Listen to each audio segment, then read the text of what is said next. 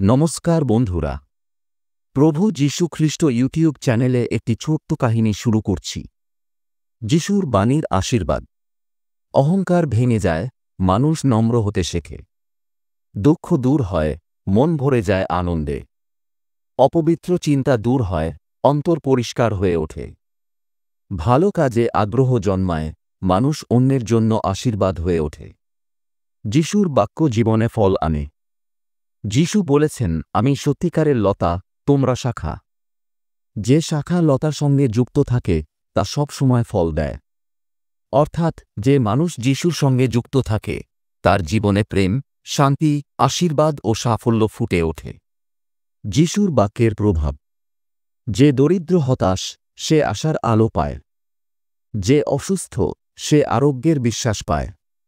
যে ভীত সে সাহসী হয়।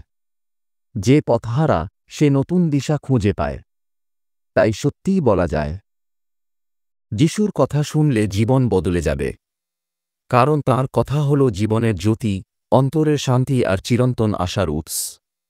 যিশুর বাণী মানুষের হৃদয়কে স্পর্শ করে, কারণ তা শুধু শব্দ নয়, বরং জীবন্ত শক্তি। কেমন ধরনের ভিডিও আপনারা পছন্দ করেন? অবশ্যই কমেন্ট করুন। ভিডিও উপহার দেওয়ার চেষ্টা করব। প্রভু যীশু খ্রিস্ট চ্যানেলটি সাবস্ক্রাইব করুন। এতক্ষণ ভিডিও দেখার জন্য অসংখ্য ধন্যবাদ সকলকে।